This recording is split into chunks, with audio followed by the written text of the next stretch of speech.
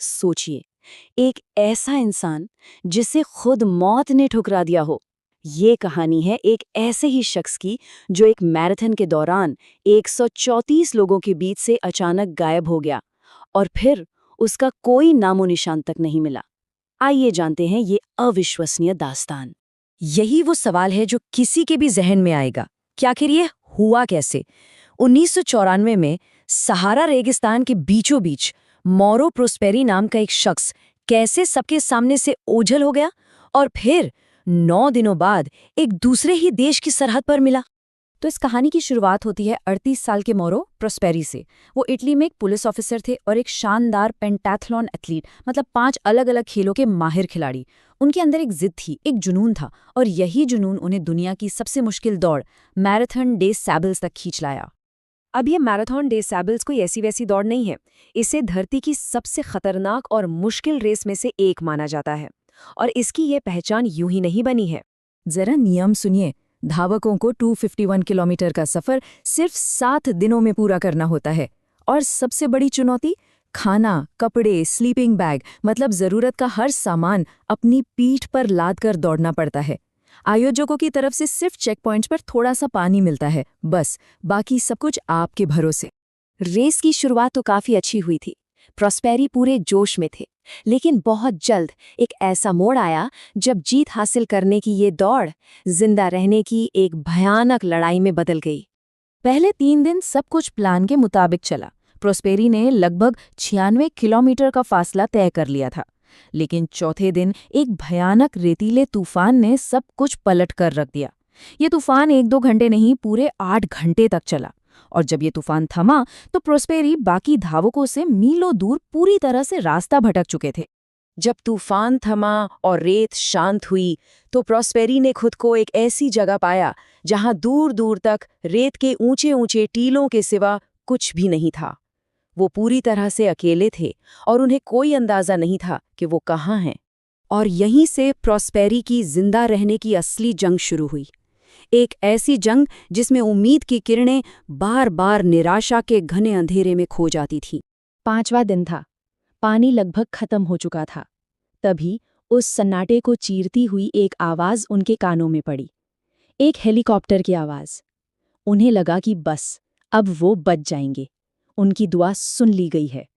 प्रोस्पेरी ने पूरी उम्मीद के साथ अपनी फ्लेयर गन से सिग्नल फायर किया, लेकिन किस्मत देखिए, रेगिस्तान के सूरज की तेज रोशनी में उस फ्लेयर की चमक कहीं खो सी गई। पायलट उन्हें देख ही नहीं पाया और वो हेलीकॉप्टर उनकी आंखों के सामने से गुजर गया। उम्मीद टूट गई।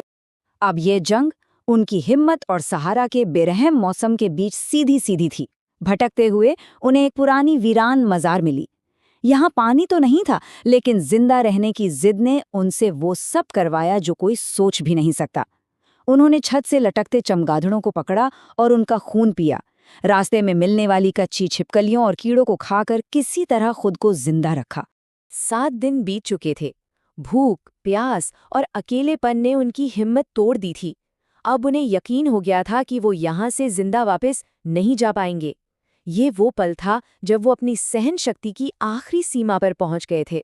पूरी तरह से मायूस होकर प्रॉस्पेरी ने कोयले के एक छोटे से टुकड़े से अपनी पत्नी के नाम एक आखिरी खत लिखा। वो अब और दर्द सहकर मौत का इंतजार नहीं करना चाहते थे। और फिर उन्होंने उसी वीरान मजार में मौत को गले लगाने का फैसला कर लिया। उन्होंने अपनी कलाई की नसें काट ली और आंखें बंद करके इस इंतजार में लेट गए कि सुबह का सूरज उन्हें जिंदा नहीं देखेगा। लेकिन यहाँ जो हुआ वो किसी चमत्कार से कम नहीं था। जब प्रॉस्पेरी की आंख खुली तो वो जिंदा थे। हुआ ये कि कई दिनों से पानी न पीने की वजह से उनका खून इतना गाढ़ा हो चुका था कि वो बहने के बजाय घाव पर ही जम गया, मानो मौत ने भी उनसे मुंह फेर लिया हो। इस एक घटना ने प्रॉस्पेरी को अंदर तक हिला कर रख दिया। उन्हें लगा कि ये कुदरत का एक इशारा है कि उन्हें अभी जीना है। अब निराशा की जगह एक नए संकल्प ने ले ली थी। उन्होंने इसे जीने का एक दूसरा मौका माना। अपने जख्मों पर जैसे तैसे पट्टी बांधी और एक नए इरादे के साथ उस मजार से बाहर निकल आए। अब वो सिर्फ सुबह और शाम के ठंडे वक्त में ही सफर कर रहे थे। 8वें दिन आखिरकार उन्हें एक छोटा सा नखलिस्तान मिला, जहां उन्होंने कीचड़ वाला पानी पीकर अपनी जान बचाई। तो इन 9 दिनों ने प्रॉस्पेरी को कितना बदल दिया था। जो एथलीट रेस जीतने निकला था वो अब एक चलते फिरते कंकाल जैसा दिख रहा था। उनका वजन करीब 15 किलो कम हो चुका था और वो रेस के असली रास्ते से लगभग 291 किलोमीटर दूर भटक चुके थे। 90 दिन जब वो पूरी तरह निढाल हो चुके थे, उन्हें एक छोटी लड़की बकरियां चराते हुए मिली। वो लड़की तो पहले डरकर भाग गई, लेकिन खुशकिस्मती से अपनी दादी को लेकर वापस आई। प्रोस्पेरी को तब पता चला कि वो भटकते भटकते मोरक्को से निकलकर अल्जीरिया की सीमा में पहुंच चुके थे। और हैरानी की बात जानते हैं क्या है? इस खौफनाक तजुर्बे के बाद भी प्रोस्पेरी ने 6 बार और इस रेस में हिस्सा लिया। आज वो 70 साल से ज्यादा के हो चुके हैं और कहते हैं कि जिस रेगिस्तान ने मेरी जान लेनी चाहिए थी, उसी ने मुझे जिंदगी का असली मतलब भी सिखाया। ये कहानी हमें एक सवाल के साथ छोड़ जाती है कि इंसान की सहन शक्ति की आखिर सीमा क्या है।